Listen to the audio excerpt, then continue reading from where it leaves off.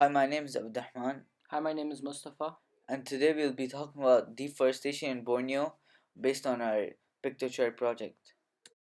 Borneo is an island located in Southeast Asia, commonly recognized as the third largest island in the world. Likewise, the area of Borneo is approximately 743,333 kilometers squared.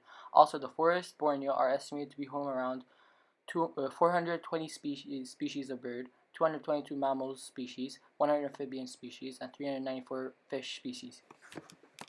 Borneo is also home to these endangered species, including orangutans and Sumerian tigers. However, these rainforests are being cut and degraded for timber and agriculture space and logging operation and road building. Looking at our graph here, we can see that the forest area has decreased from 90% in 1950 to 75% in 1985 and 58% 2000, 50% in 2005, and it's projected by 2020 there will only be 33% of forest left. Per year, the Borneo rainforest is losing more than 1.3 million hectares of rainforest. This graph indicates how Borneo has lost areas of rainforest through the years of 1950 to 2010. And now we're going to talk about the effects of deforestation and Borneo's biodiversity. As you can see, this graph indicates the cause and effect of deforestation on orangutans in the year from 1900 to 2007. For example, in 1900 there was an approximate number of 85,000, and in 1997 the population of orangutans dropped to 12,500. In 2004 the orangutans were 7,500, and in 2007 the orangutans population hit a number of 6,667. This shows that the population of orangutans decreased over the years as the deforestation in Borneo increased.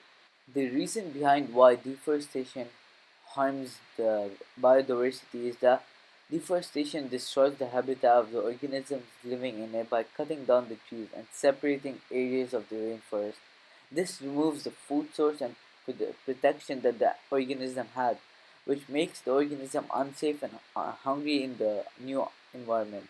This causes the organisms to die off, and this causes also the species to face a serious risk of extinction and loss of biodiversity due to habitat loss from deforestation. So now we'll tell you our solution to mitigating the effects of deforestation. So our solution is by reusing and recycling paper instead of using one new one each time. This will reduce the demand of logging for paper, reducing deforestation, therefore mitigating the impacts of human activity on biodiversity. So if a person recycle or reuses one paper per day, they'll save up to 365 pages of paper per year. And if a family of four, for per person, recycle and reuse paper per day for a year, they'll save up to 1,460 pages of paper per year. And if a school the size of Azar recycle and reuse one paper per day for each children, they would save up to 730,000 pages of paper. And this means that it would save around 87 trees from being logged for paper. As you can see, 8,333 sheets of paper are made from one tree. Recycling and reusing would not only help you to save the environment, it will actually help you to save money, so it's a win-win situation which should be implemented in the world. Thank you for watching. Thank you for watching.